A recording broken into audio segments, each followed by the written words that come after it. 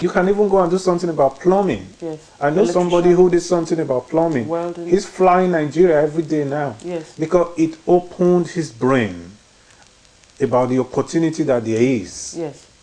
And he's either taking something from here to Nigeria now or working here with what he has, with that plumbing that he has gone to study. Yes. So it's very important, like you said. Yeah, very, very important for this occupational change. Yeah. And sometimes we become myopic because we feel that from back home in Nigeria, everyone, obviously talks about university and that becomes the ultimate. We don't have a lot of vocational institutions that people would learn trade. And as you know, Peter, here, those who have trade in their hands, they have the money. Yes, they most of the time, to be quite honest with you, they even earn more than me as a solicitor because they count in their hours. Yeah. So it will be quite helpful, as you rightly say, if people would go and learn trade skills that would endure them for the rest of their life. Because as you say, accumulating whatever money they've obtained or earned out of whatever job they have done and going to Nigeria to enter into a business that you are not conversant with. That is another thing about business. Yeah. For me, going into or coming into and establishing a firm of solicitors is because I have been trained as a solicitor. So I'm vast in this area. I don't know how well I could do in any other business. But in any other business I need to get into, I would like to know what is involved in that business. That is the only way you could do business well.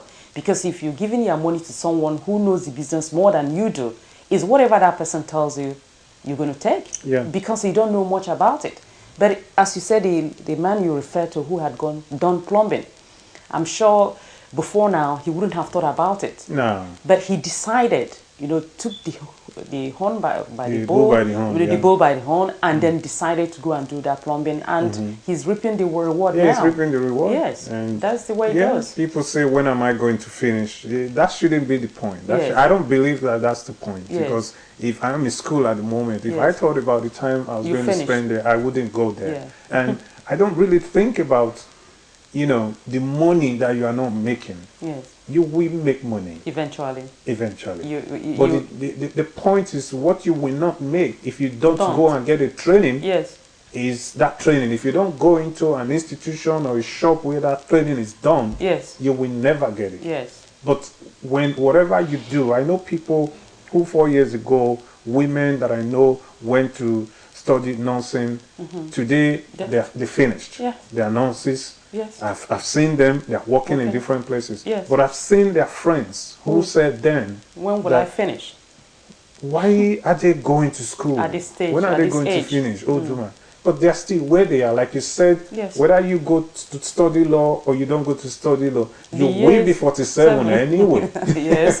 So that's the way it goes. Yes. Yeah, that is the thing. People sometimes just look at time, starting point, and begin to worry, when am I going to finish, and what they are going to invest in it. You need to invest. Yeah. You need to invest to reap the reward. If you don't, life becomes static. I don't like static life. I like to evolve, learn as I go along the way, and push myself to my limit. Yeah. Well, viewers, if you are listening, we are still talking to Celia Otubu of Ceemex Solicitors. I hope you're taking the challenge. There's no need talking about time or of age. If you need to get a training, if you live in Ireland and you know that the economic situation is not favorable and you need to get a training, there are different opportunities out there that you can, take advantage of. If you don't know where to go, you can ask questions. There are people that will tell you. So, Celia, there's something now that I'm talking to you, there's something I would like to talk about. Teenage girls are now getting pregnant at random. Well, I think I would like to deal with this situation in two facets. The reason being that, particularly we Africans, we had come into Ireland, for example, that has a culture. And obviously teenage pregnancy is rampant here in Ireland, within the Irish. And reasons for that are not far-fetched. They're not too far-fetched. They are always there. They will tell you that obviously in their own culture, when a young girl reaches a certain age, she's entitled to do whatever she decides to do, and the social system would support her, or if she gets pregnant, they would help her out. I suppose in time past, it probably wasn't that so in Ireland because of their religion, which is Catholic, where they didn't believe in pregnancy outside marriage and so on and so forth. But over time, things have changed. It's a secular society It now. has become a secular society, so you see more of teenage pregnancy. And the disheartening thing, I use that word because back home, we are trained that we are under our parents' care until we get married. In fact, often you would see married people still living with their parents. It is not unusual. But we have coming here in Ireland, some that are coming with teenage children, then some that are born here, growing up into teenage girls. Obviously, they're seeing what is happening around them with their peers, Irish. So obviously, when you are bringing up children in a different culture, there is a tendency for these children to learn from their fellow Irish teenagers. And then you see most of our children now are falling into that category because the Irish a young girlfriend would say to them, don't worry about it. I mean, if you get pregnant, I'll take you to social, that would help you out. And so a lot of our children are leaving home to follow this trend of life, which is not too good because obviously with teenage pregnancy, it stops or halts this particular young girl's training. The university is gone because once this girl is pregnant and she's given a council flat or home, she thinks she's arrived. That's the ultimate. That's the ultimate. But she has just thrown away the future.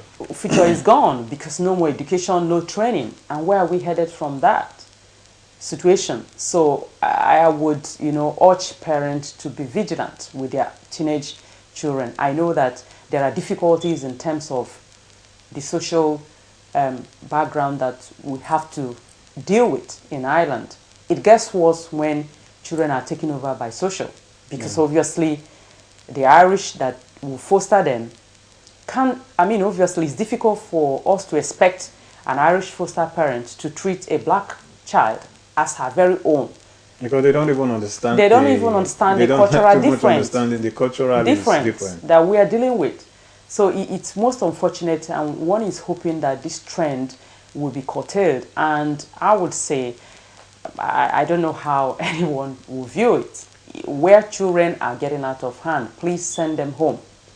I know that I bet some people might disagree with me, but I rather that a child turns out morally good than to be messed up.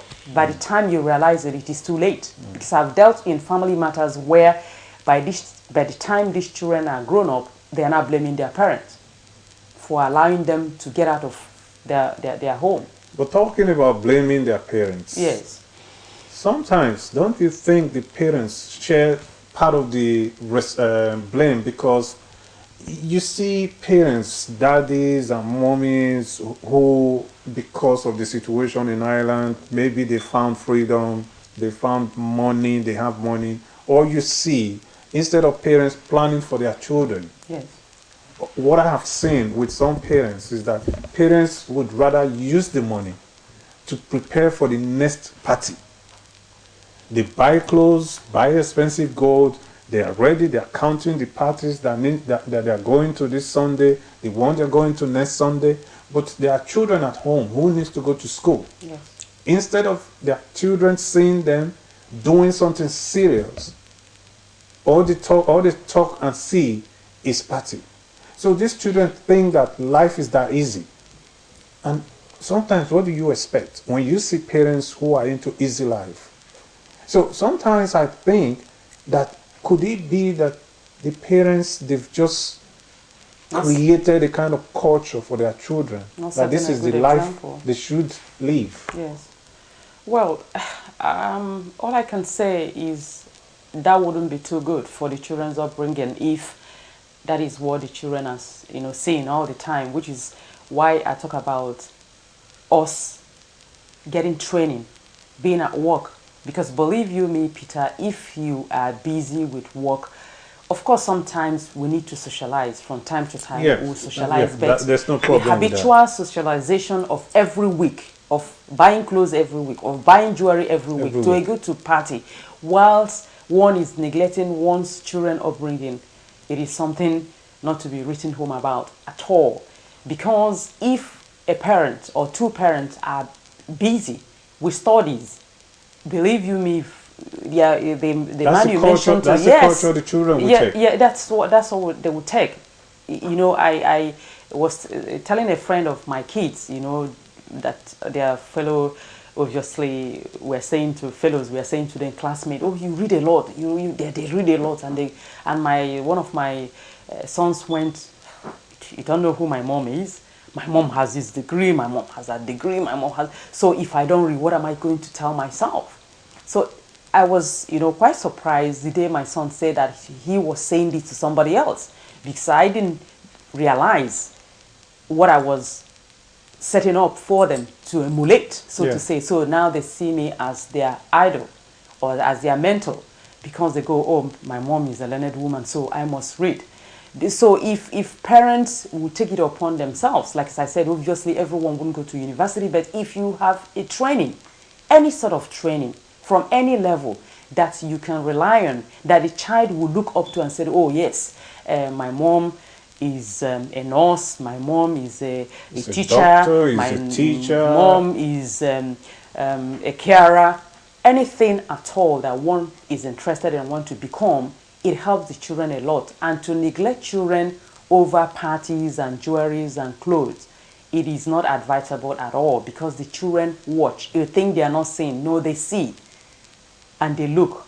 They emulate. Yeah. And before you know it, they're out in the street. Because obviously, if one is going to party every other weekend, you don't know what is happening with their children. No. When I had time, so to say, when my kids were still young, if I have to go to party at all, I go with my kids. Yeah. And that's how I brought my children up. And because I am a busy person, particularly since I came to Ireland and we established Ceemex, I am so busy that occasionally I will go to formal functions, if I want to use that word. But I haven't formed the habit of going to party every week, because I don't even have the time. You don't have the time? No, I don't. You don't have the time? Yes. And the young children, they should know that even if their parents share part of the blame because of the life they live at home. Yes. But the young parents, because they go to school and they have role models. They see people who are making it and they say, I want to be like that. If you can't model your life on your parents, you can at least go outside and look at people who are doing the right thing and say, I want to be like that. I want to be like this. I want to be like this. That's my role model. I couldn't, want to be like my mom because I know that my mom wasn't doing the right thing. So I chose someone else, whosoever that person is. Yes. You can tell yourself, this is what I want to be. Yes. It is not for a young girl who, instead of being in school, at a tender age, I think they should give themselves that time to be formed. Yes. Instead of rushing into, I want to have a baby because I want to have a house, or it's fashion. It is not fashion. No, it's not. It is good. It is celebrated when people know that you've come of age to do it. Yes. If not, you have to be part of that group. Part of that group that are growing up. You're forming yourself. It's a generational movement. Yes. You enter the school, you graduate, then you become, I'm a graduate now. I'm looking for a husband, I'm looking for this, I'm looking for that. Everybody actually asks you that this time, the next thing for you is to get married. Yes. That's how I think it should be. Yes. For them. It should not to throw away their life. Yes.